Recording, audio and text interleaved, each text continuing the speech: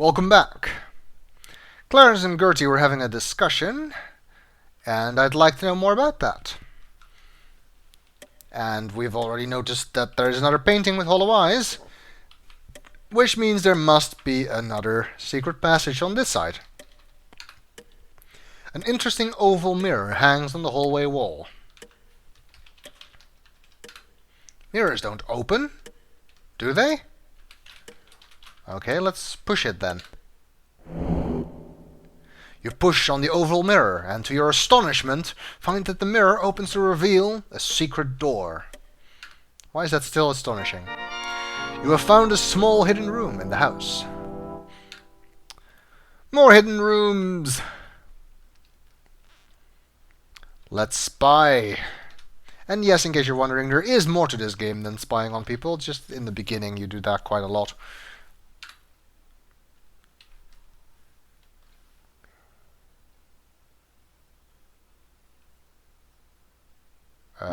Okay. I've offered her a fair deal many times for a property along the river, but the old biddy won't sell. Soon she's gonna force me into taking some sort of action. What could you possibly want with that swampy land anyway? It's no good for anybody.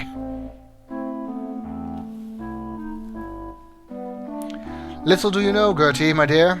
Let's just say that I happen to know it's worth a great deal, and I have several rich potential investors who would back me up on any plan to exploit or develop it. Well, tell me. I've said too much already. You'll probably go and blab everything to Ethel.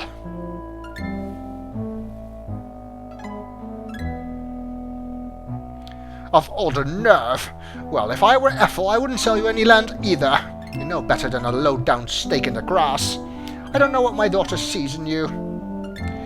My affair with Gloria is none of your business. Besides, she doesn't care what you think. She's gonna break up with them anyway, so... You're trying to exploit my daughter just like you try to exploit everyone else. Well, I've got the goods on you, mister. I know about your little racehorse scam. If you don't watch your P's and Q's, I'm gonna tell him all about it. Try it, lady. I've had enough of this.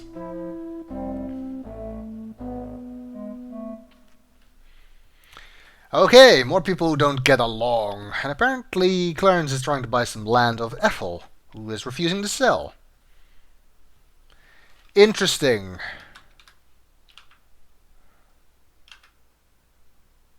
Nope.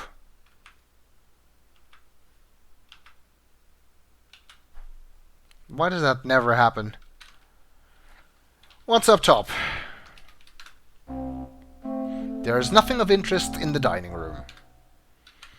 Which I guess means we can go through this door. The secret panel closes behind you and leaves no trace. This is a very elegant dining room. It looks like the Colonel has some class after all. Yep, it's the dining room, and we've seen it before, of course. In the introduction, where the dinner took place.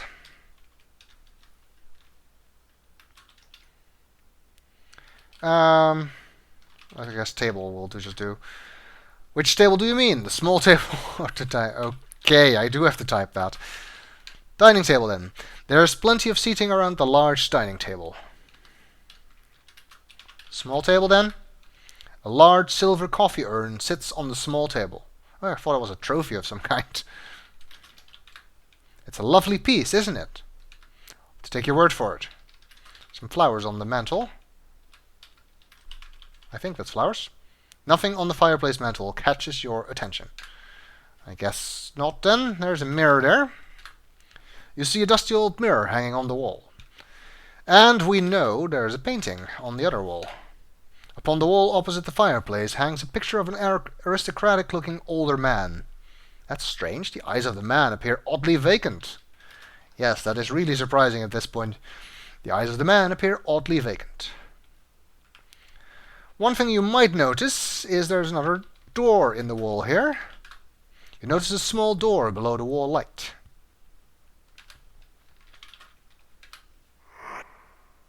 It appears to be a chute of some kind. You wonder where it goes to. Cautiously, you poke your head into the dark opening of the little door and look around. All you can see is a narrow chute going down into complete darkness. Okay, well, I guess it's the same same chute as in the room above it, but we still can't see where it's going, and we already know what happens when we try to enter it, so let's not do that again. Just because we're a floor lower doesn't mean we won't still die when we fall in it. I guess it's just a laundry chute or a garbage chute or something like that.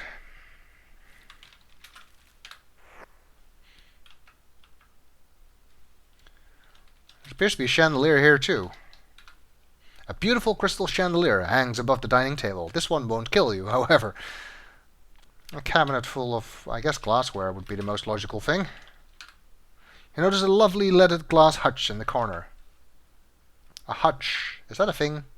Apparently it is. It's not a word I've ever heard before. There's nothing of interest in the hutch.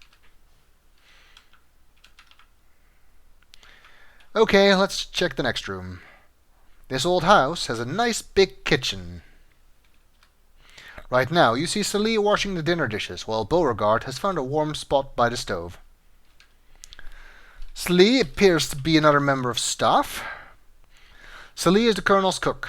She is an overweight black lady who, on the surface, seems to be distant and unfriendly. However, you sense that she's probably a very nice person, just minding her own business. You've heard that Celie practices voodoo, and you wonder about this. Wrong game, lady. Also Beauregard. Beauregard appears to be a very old and lazy bloodhound. His loose skin hangs in folds, and his long ears almost drag the ground. You sense that Beauregard must be the Colonel's beloved dog. Yes, either that or he's just a random stray dog who walked in here and nobody noticed. We already saw that Celie is busily washing the dinner dishes, apparently. Well, let's talk to Celie. I gotta get these dishes done before the Colonel get mad. Go on with you now. I don't want to talk. I ain't got nothing to say. Go on now, sket. I ain't talking. Okay, can we ask you how things? This place ain't none of your business. Henri? I ain't got nothing to say about him. Yeah, she actually has nothing to say about anyone. Guess she doesn't feel like talking. The sink is full of dirty dinner dishes. Right now, the sink's full of dirty dishes. Can we help clean the dishes? That is not clear. This game came out after King's Quest 4. How is that not clear? Maybe I need to do it from here. Try another way to say that. Okay, it just doesn't understand. Do dishes? Get dishes. Why would you want dirty old dishes? To clean them! Can't you get that point? I just want to help Celie. A large kitchen table dominates the center of the room. There appears to be some pots and pans below it. Cooking pans hang on the wall above the sink. Smell of coffee permeates the room from the bubbling pot. Oh, I was thinking I was looking at the coffee pot. You've never been fond of coffee. What do you like, Laura? Ooh, look how Beauregard gets interested once we walk close to him. He perks up. You see Beauregard lying on the floor by the stove. Okay. Nice doggy. The dog pricks up his ears as you speak to him. Ask dog about Henri. You don't get any response. Not even woof? I guess not. There's a butter churn there. The old butter churn is empty.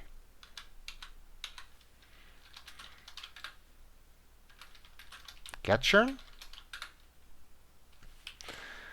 Okay.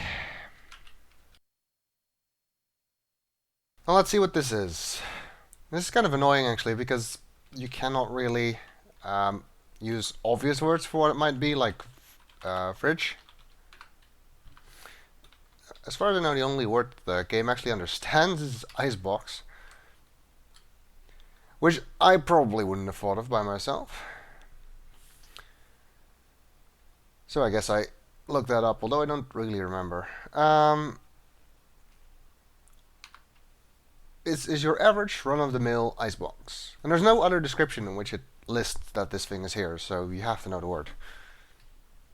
You can't just look at the kitchen or look at the floor or look at the walls or something. That none of that works.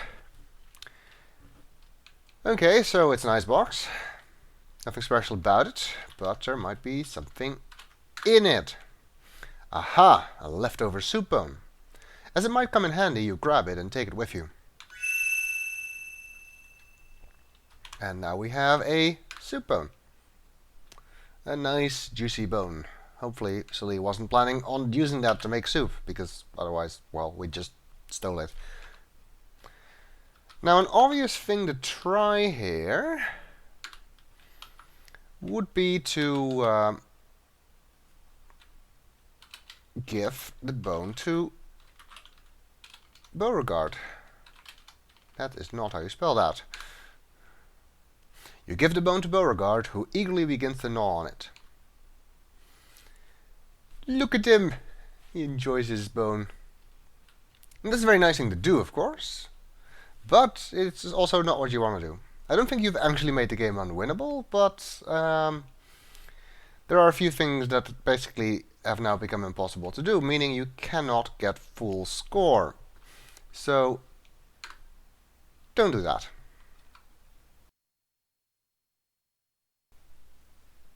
Okay.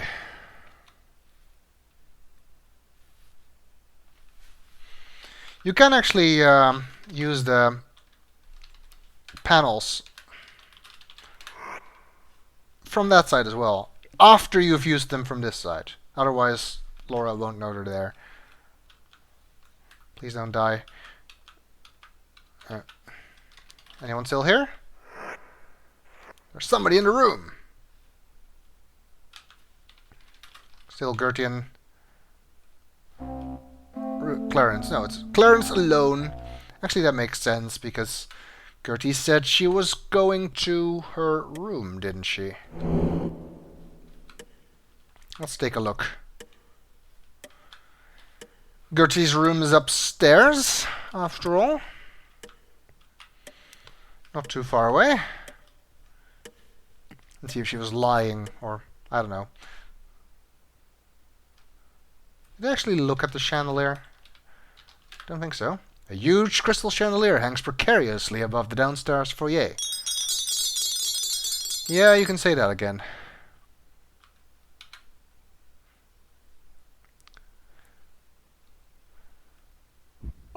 Yep, Gertie is sleeping, and apparently it's Act 2, 8 p.m.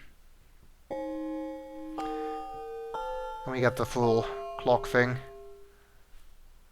Gertie apparently snores.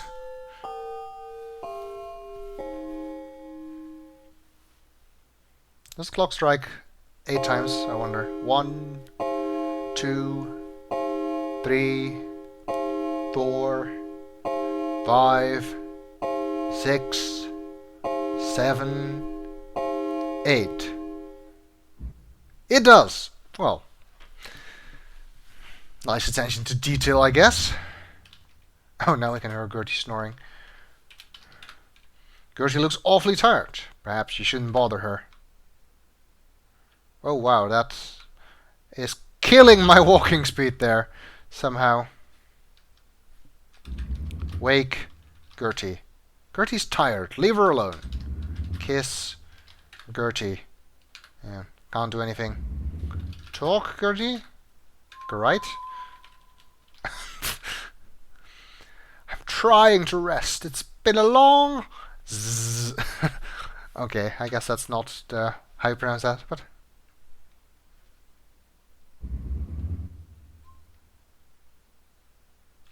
It's kind of just a funny sound effect. Oh well.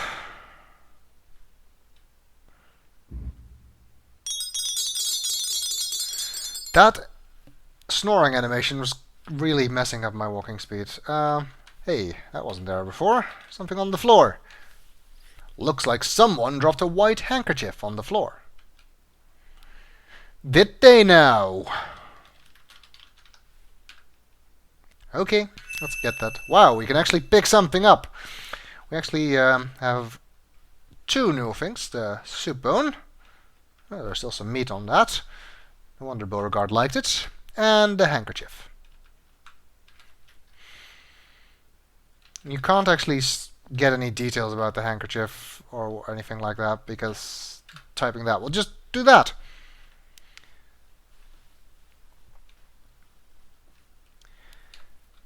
The only person we've seen with a handkerchief, though, is Ethel.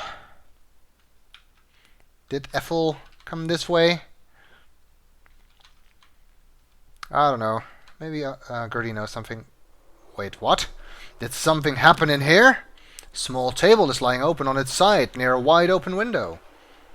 Is that cigar smoke you smell? Cigar? That would imply either the Colonel or Rudy. No, not Rudy, Clarence. They both smoke cigars.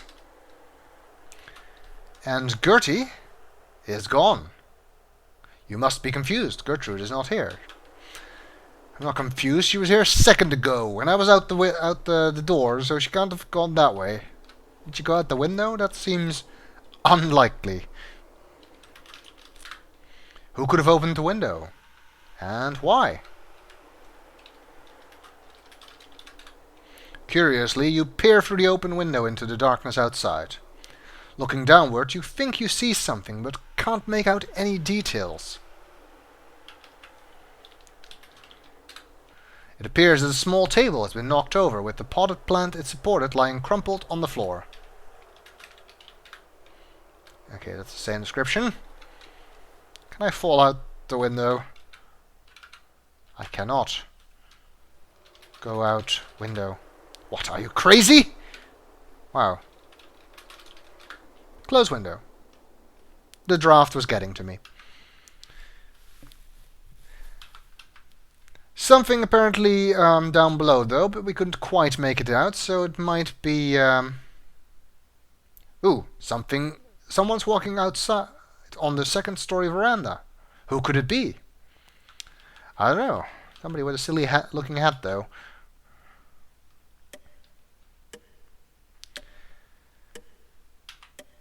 Must be quite a wide veranda for someone to be able to walk around like that. Ooh, more advice from Laura's father.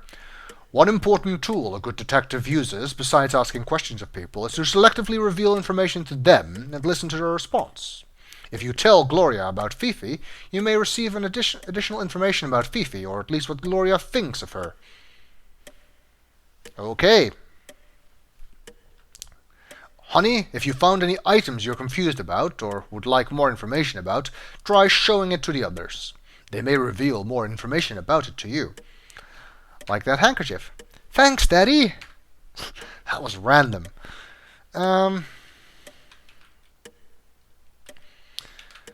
Okay. Ooh, Gloria's here. Listening to music, apparently. Gloria has a dreamy look on her face as she listens to the music playing on the Victrola. It appears that Gloria is more in the mood to listen to music than to talk to you. How can we tell Gloria about Fifi? That's what we were just told to do, after all. She doesn't want to talk to us. Show hanky?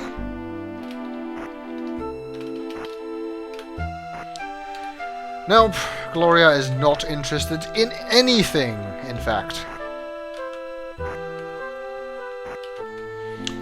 Let's check outside, see what we saw beneath the window. This is the southwest corner of the mansion, right outside the billiard room. Uh-oh. Oh dear! It looks as if Gertie has accidentally fallen from her upstairs window and killed herself. Or was it an accident?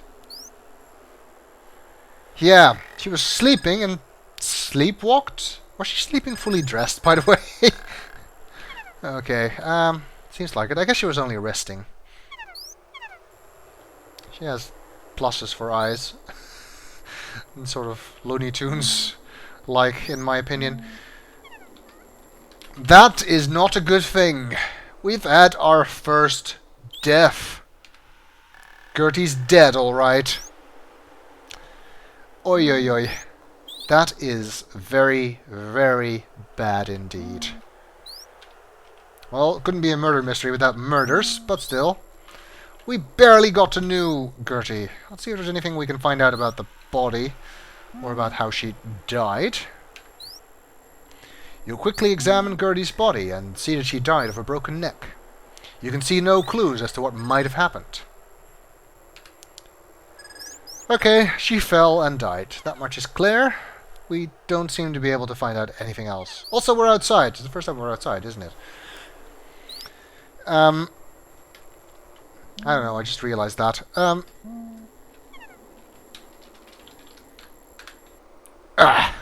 Okay, that was my little tribute to her crabbiness. Okay. Gertie's dead. And apparently pushed out the window. By Ethel? Was her hanky. Well, they didn't much like each other, but then nobody likes each other in this house, so that doesn't really mean all that much. Although Ethel was talking to Lillian about doing something about Gertie. Very suspicious. Well, we'll see if we can discover anything else in the next video.